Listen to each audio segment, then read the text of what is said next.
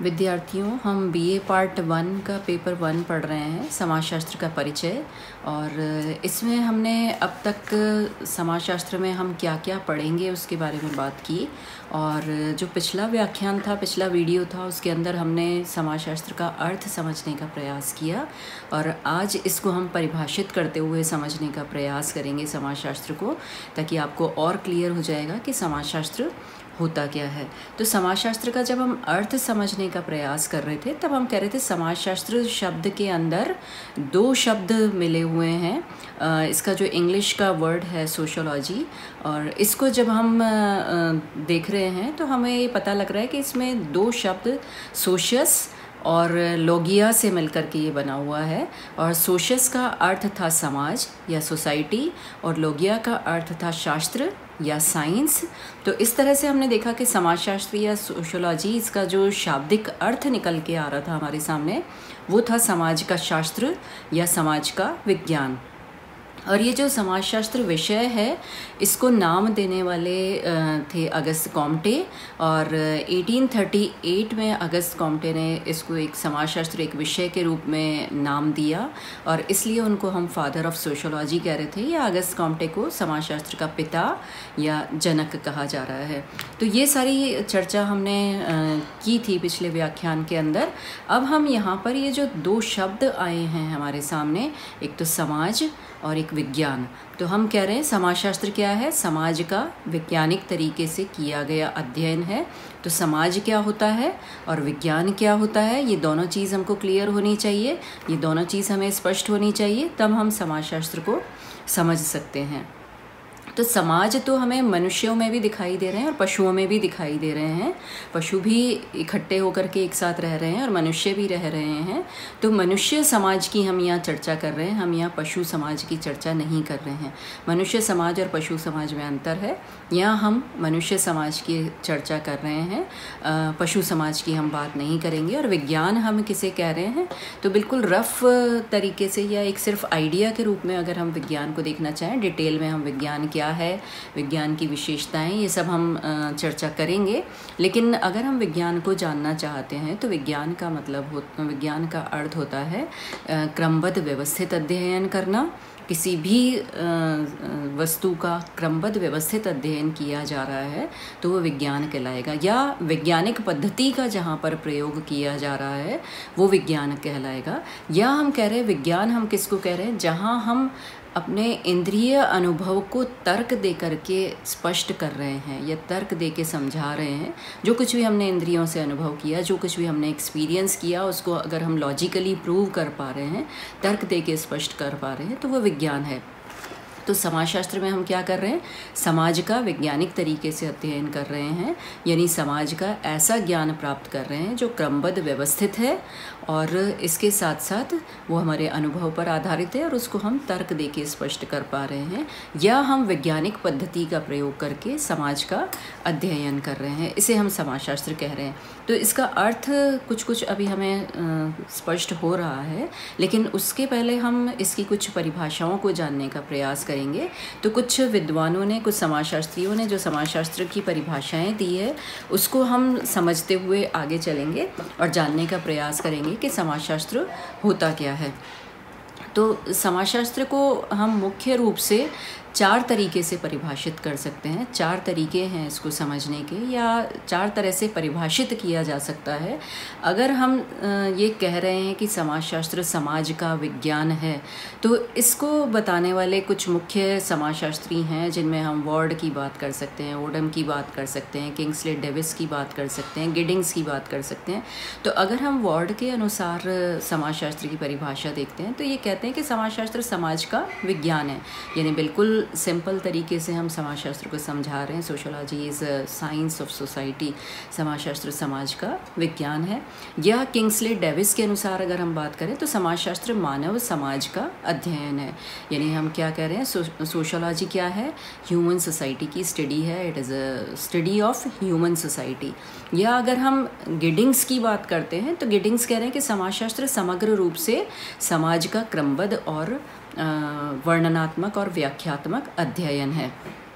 तो इस तरह से हम ये बता रहे हैं कि समाजशास्त्र क्या है? समाज का विज्ञान है, लेकिन हम इसको और तरीके से भी समझ सकते हैं और हम कह सकते हैं कि समाजशास्त्र सामाजिक अंतःक्रियाओं का विज्ञान है। Sociology is the science of social interaction. अब हमारे सामने ये नया शब्द आ रहा है सोशल इंटरेक्शन, इसको अभी अपन डिटेल में देखते हैं। तो इस तरह की जो परिभाषाएं हैं वो देने वाले सिमेल, जिन्सबर्ग और गिलिन और एवं गिलिन, ये सब इस तरह की परिभाषाएं दे रहे हैं और कह रहे हैं कि समाजशास्त्र अंतःक्रियाओं का अध्ययन करता है। यानी जब दो या दो से अधिक व्यक्ति या समूह जागरूक अवस्था में एक दूसरे के संपर्क में आते हैं तथा एक दूसरे के व्यवहारों को प्रभावित करते हैं तो वह अंतःक्रिया कहलाती है, और जब समाज में हो रही है तो वो सामाजिक अंतःक्रिया कहला रही है। इसलिए अगर हम जॉर्ज सिमेल की परिभाषा देखते हैं तो जॉर्ज सिमेल कह रहे हैं कि समाजशास्त्र मानवीय अंतः संबंधों के स्वरूप का विज्ञान है। या अगर हम जिन्सबर्ग की परिभाषा देख रहे हैं तो वो कह रहे हैं कि समाजशास्त्र मानवीय अंतःक्रियाओं और अंतः संबंधों, उनकी दशाओं के परिणामों का अध्ययन है। अगर हम गिलिन एवं गिलिन की बात कर रहे हैं तो वो कह रहे हैं कि समाजशास्त्र व्यक्तियों के एक दूसरे के संपर्क में आने के फलस्वरूप उत्पन्न होने वाली अंतःक्रियाओं का अध्ययन कहा जा सकता है। या हम एक और तरीके से इसको परिभाषित कर सकते हैं। अभी अपन और डिटेल में जाएंगे तो हमें और समझ में आएगा कि सामाजिक अंतःक्रियाएं क्या होती हैं, समाज क्या होता है, ये सब चीज़ें हमें पता लगेंगी। तो समाजशास्त्र को हम सामाजिक संबंधों का अध्ययन भी कह सकते हैं। Sociology is the science of social relationship. अब इसकी जब हम चर्चा करते हैं, सोशल रिलेशंस की जब हम बात करते हैं, तो सामाजिक संबंधों की चर्चा मैकाइवर एंड पेज ने भी की है, मैक्स वेबर ने भी की है। तो इनकी परिभाषाएं हमको देखनी पड़ेंगी। और मैक्स वेबर कहते हैं कि समाजशास्त्र प्रधानतः सामाजिक संबंधों तथा कृत्यों का अध्ययन है। सोशल रिलेशंस की स्टडी को हम कह रहे हैं सोशोलॉजी। या मैकाइवर एंड पेज जो इनकी पुस्तक है सोसाइटी, जो सोशोलॉजी में एक इम्पॉर्टेंट बुक मानी जाती है, मैकाइवर एंड पेज की सोसाइटी या समाज जिसको हम कह रहे हैं, इन्होंने समाजशास्त्र की परिभाषा देते हुए कहा कि समाजशास्त्र सामाजिक संबंधों के विषय में है। यानी सोशोलॉजी क्या है? Sociology is related to social relations. समाजशास्त्र में हम सामाजिक संबंधों का अध्ययन कर रहे हैं। और वे आगे बात करते हुए कह रहे हैं कि सामाजिक संबंधों के जाल को हम समाज कहते हैं। जब एक व्यक्ति के बहुत सारे रिलेशंस होते हैं, उन सबको मिला करके सोसाइटी बन रही है। अभी इसको भी अपन और डिटेल में आगे जाने वाले हैं, लेकिन उसके भी पहले अपन एक और तरीके से समाजशास्त्र की परिभाषा देखते हैं कि समाजशास्त्र सामाजिक समूहों का विज्ञान है। Sociology is the science of social groups. तो जॉनसन कह रहे हैं कि समाजशास्त्र सामाजिक समूहों का विज्ञान है, यानी sociology is the science of social groups. तो आगे जब हम इसकी चर्चा करेंगे तो हमें पता लगेगा बहुत सारे सोशल ग्रुप्स मिलके सोसाइटी बना रहे हैं और सोसाइटी की स्टडी ही हम सोशोलॉजी में कर रहे हैं। या हम बोगार्डस की अगर डेफिनेशन देखते हैं तो ये कह रहे हैं कि सोशोलॉजी में समाजशास्त्र में समूहों का अध्ययन पर विशेष जोर दिया जाता है। यानी परिवार की का अध्ययन किया जा रहा है, पाठशालाओं का किया जा रहा है, ये सब ग्रुप्स हैं, सोशल ग्रुप्स हैं, मंदिर का किया जा रहा है, ग्राम, राष्ट्र, इन सब का अध्ययन इसके अंदर किया जा रहा है। तो ये सारी जब हम चर्चा कर रहे हैं तो हमें ये पता लग रहा है कि सोशोलॉजी क्या है। सामाजिक अंतःक्रियाओं का अध्ययन है, सामाजिक संबंधों का अध्ययन है, सामाजिक समूहों का अध्ययन है, या समाज का वैज्ञानिक क्रमबद्ध तरीके से किया गया अध्ययन है। अब ये जो 3-4 कॉन्सेप्ट्स हमारे सामने आई, सामाजिक अंतःक्रिया, सामाजिक समूह, सामाजिक संबंध और समाज, इनके बारे में हम बहुत शॉर्ट में देखने का प्रयास करते हैं कि ये सब होते क्या हैं। सामाजिक अंतःक्रिया हम किसे कह रहे हैं? जब 2 या 2 से अधिक व्यक्ति मिलकर के जब 2 या 2 से अधिक व्यक्ति संपर्क और संचार करते हैं, यानी अर्थपूर्ण क्रिया करते हैं, तो उसे हम सामाजिक अंतःक्रिया कह रहे हैं। और ये जो अर्थपूर्ण क्रिया है ये किस तरह से होगी? संपर्क से होगी, कॉन्टैक्ट से होगी, सोशल कॉन्टैक्ट से होगी, और संचार क्या है? कम्युनिकेशन से होगी। तो हम प्राथमिक संपर्क भी कर सकते हैं, द्वितीयक संपर्क भी कर सकते हैं, प्रत्यक्ष संपर्क भी कर सकते हैं, अप्रत्यक्ष संपर्क भी कर सकते हैं, 2 या 2 से अधिक व्यक्ति। तो इनके अंदर जब अर्थपूर्ण क्रिया हो रही है, यानी कोई मीनिंग निकल रहा है उस क्रिया का, एक्टिविटी का, तो उससे सामाजिक अंतःक्रिया होगी, इंटरेक्शन, सोशल इंटरेक्शन होगा। अब ये जो सोशल इंटरेक्शन हुआ, इसमें अगर निरंतरता है, कंटिन्यूटी है, तो सामाजिक संबंध बनेंगे, सोशल रिलेशंस बनेंगे। वो किस तरह से बन रहे हैं? 2 या 2 से अधिक व्यक्तियों के मध्य जब सामाजिक अंतःक्रिया हो रही है, यानी संपर्क और संचार हो रहा है, और संपर्क और संचार में जब निरंतर और कोई ना कोई अर्थ निकल रहा है, उसका अर्थपूर्ण क्रिया हो रही है, तो उसमें जब निरंतरता आ रही है, यानी बार बार 2 या 2 से अधिक व्यक्ति मिल रहे हैं, कोई ना कोई अर्थपूर्ण क्रिया कर रहे हैं, निरंतर मिल रहे हैं, तो उससे सोशल रिलेशंस बनेंगे, सामाजिक संबंध बनेंगे।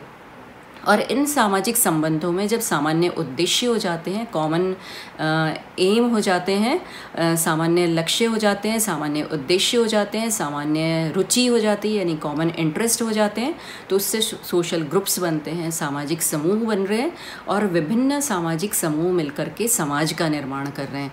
तो ये जो विभिन्न सामाजिक समूहों ने मिलकर के समाज का निर्माण किया, तो उससे समाजशास्त्र, उसमें उन समूहों से समाज का निर्माण हो रहा है, और इस समाज का अध्ययन ही हम समाजशास्त्र में कर रहे हैं और वैज्ञानिक तरीके से कर रहे हैं। तो समाजशास्त्र में बेसिकली हम क्या देख रहे हैं? हम सोशल इंटरेक्शन पढ़ रहे हैं, सोशल रिलेशनशिप पढ़ रहे हैं, सोशल ग्रुप्स पढ़ रहे हैं, और सोसाइटी पढ़ रहे हैं, और इन सबके का क्रमबद्ध व्यवस्थित अध्ययन या वैज्ञानिक पद्धति से किया गया अध्ययन ही समाजशास्त्र कहला रहा है। तो समाजशास्त्र में हमको ये 3-4 चीज़ें बिल्कुल क्लियर होनी चाहिए कि सामाजिक अंतःक्रिया क्या होती है, सामाजिक संबंध क्या होते हैं, सामाजिक समूह क्या होते हैं, समाज क्या होता है, तभी हम सही प्रकार से समाजशास्त्र का अध्ययन कर पाएंगे। अब अगले वीडियो के अंदर हम विज्ञान क्या होता है उसकी बात करेंगे, तब हम देख पाएंगे कि समाजशास्त्र का हम वैज्ञानिक तरीके से अध्ययन कैसे कर रहे हैं। धन्यवाद।